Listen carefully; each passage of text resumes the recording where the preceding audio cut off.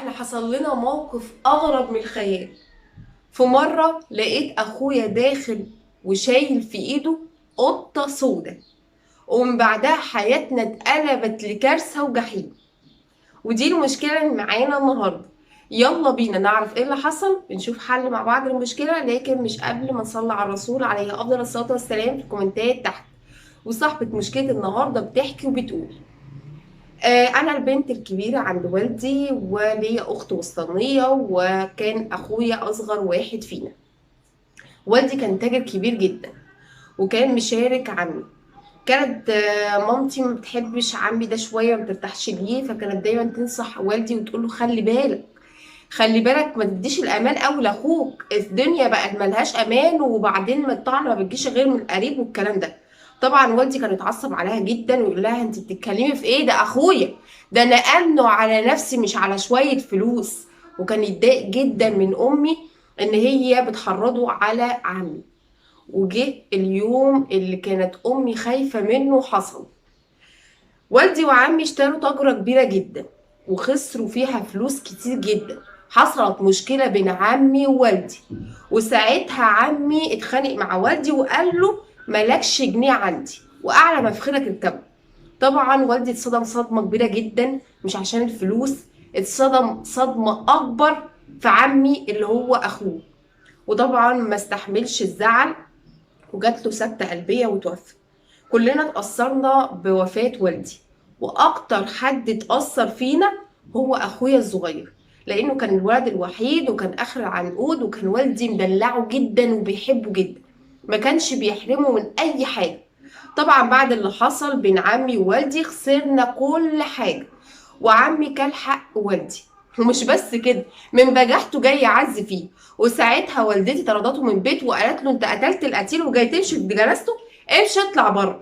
ومن بعدها ما نعرفش عنه حاجة ولا هو يعرف عننا حاجة، وحالنا اتبدل. بعد ما كنا في عيشة مرفهة بقينا بنلاقي زي ما بيقولوا قوت يومنا بالعافية. طبعا من ساعة ما والدي توفى واخويا الصغير دايما قافل على نفسه، نفسيته تعبانة جدا ومتأثر بوفاته جدا. بعد ما كان بيحب يضحك ويهزر واجتماعي، بقى دايما منطوي وما بيضحكش وقافل على نفسه. طبعا والدتي كانت هتموت من حسرتها على والدي وعلى اخويا اللي اتغير واتبدل حاله تماما.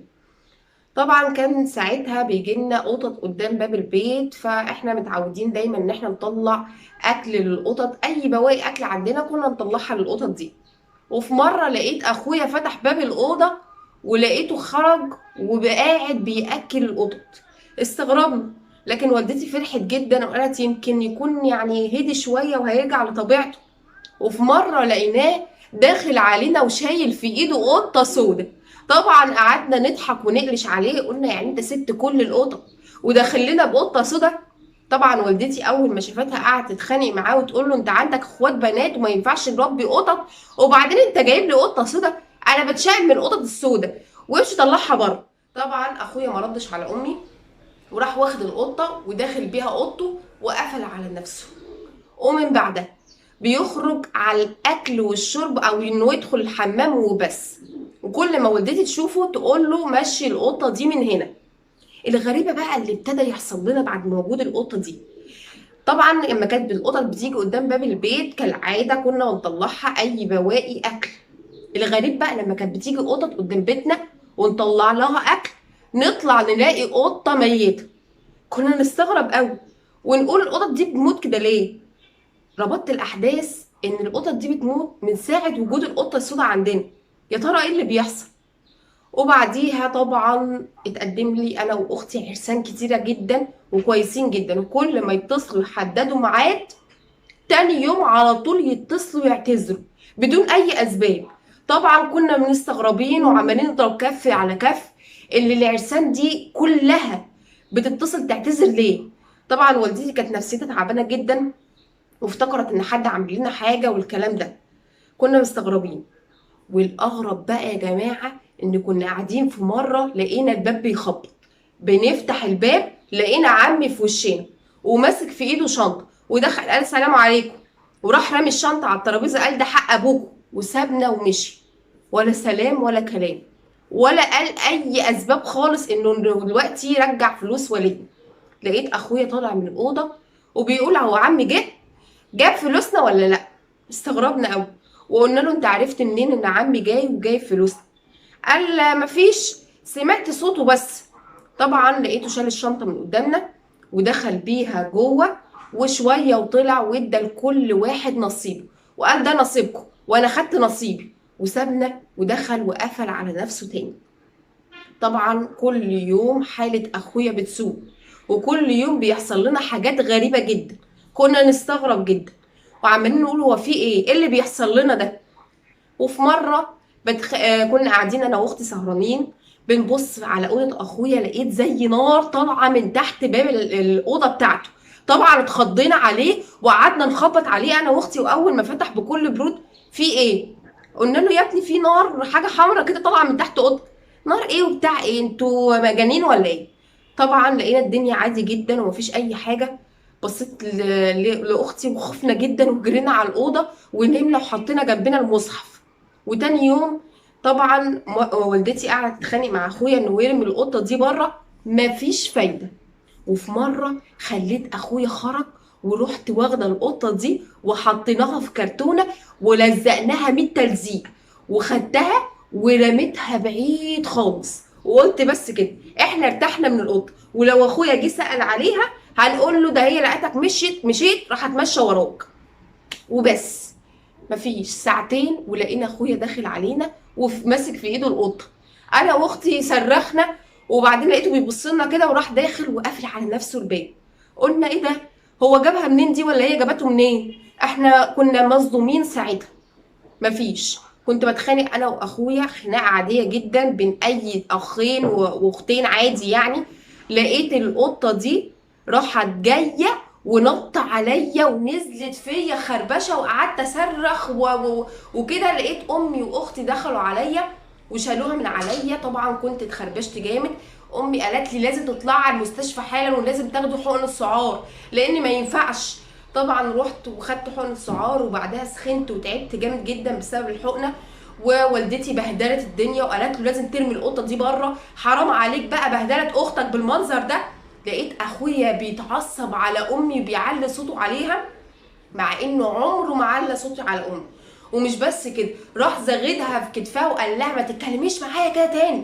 انت عارفه القطه دي ايه؟ القطه دي مراتي.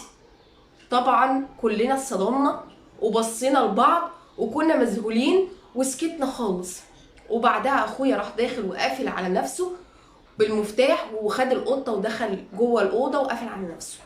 بعديها والدتي قعدت تعيط وتعبت جدا وقعدت تقول اخوكوا اتجنن يا ولاد. اخوكوا من كتر ما هو متاثر بوفاه ابوه ومن كتر ما هو بيقفل على نفسه اتجنن بيقول لي القطه مراتي. طب وبعدين هنعمل ايه؟ طبعا لو احنا وديناه لدكتور نفساني هيرفض. لو جبنا له شيخ ولا وديناه لشيخ برضه هيرفض ان هو يتعالج. فاحنا مش عارفين نعمل ايه وحاسه ان اخويا بيضيع مننا واحنا متكتفين ومش عارفين نعمل ايه ولا نتصرف ازاي.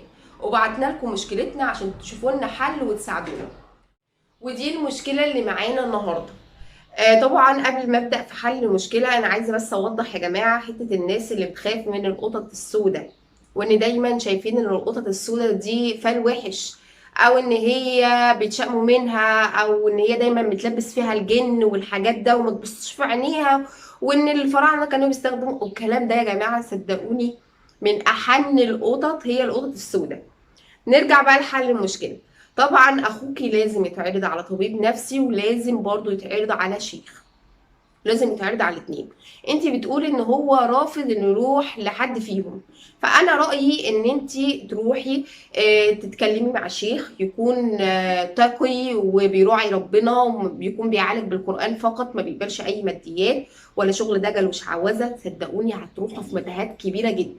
فانت تروحي عند شيخ يكون تقي ويكون بيعالج بالقران وتقولي له على اللي حصل مع اخوكي من بدايه خالص وانه جاب القطه دي والاحداث بتاعت ان العرسان بتطفش وحوار عمك اللي جه رجع لكم الفلوس والقطط اللي بتموت. قولي له على كل حاجه حصلت غريبه عندكم وساعتها الشيخ هو هيقدر يفيدك ومش بس كده، ممكن يديكي ميه مقري عليها قرآن ساعتها تشربيها لاخوكي، وممكن يهدى بعدها شويه.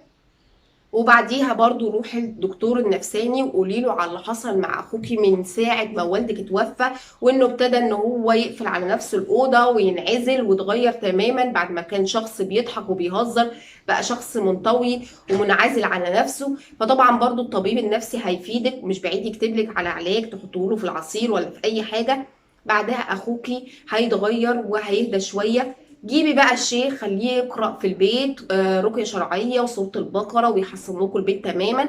ساعتها هتلاقي القطة دي اختفت، لو فيها حاجة هتلاقيها اختفت تماما من البيت، واخوكي هيرجع لطبيعته تاني. بعدها يا ريت ان انت تاخدي لاخوكي طبيب نفسي، لازم يتعرض على طبيب نفسي عشان ما يخشش في العزلة دي تاني ويقفل على نفسه. لان اكيد اخوك اتعرض لصدمة عصبية ونفسية بعد وفاة والدك، ان احن شخص عليه وان هو انت بتقولي كان اخر العنقود ومتدلع، فطبيعي ان هو يتعرض لازمه عصبيه ونفسيه، وان هو يتغير من شخص اجتماعي لشخص انطوائي. فلازم يتعرض برضو على طبيب نفسي عشان يخرجه من العزله دي، ويحاول ان هو يفوقوا شوية، وان الموت ده بإيد ربنا سبحانه وتعالى وده قضاء وقدر، ويفهموا شوية ويتكلم معاه شوية، لعل وعسى انه يرجع تاني لطبيعته. وان شاء الله باذن الله هيرجع تاني. بس اعملي اللي انا بقولك عليه. ودي كانت نصيحتي. طبعا لو اي حد عنده اي راي مخالف لرايي يا ريت تسيبوا لصاحبه المشكله في الكومنتات، عشان هتتابع الحلقه للنهايه وتشوف الحل المناسب وتختاره باذن الله. طبعا دي كانت فضفضه النهارده. انتظرونا في فضفضه جديده مع آية علي في حفظ الله ورعايته. والسلام عليكم ورحمه الله وبركاته.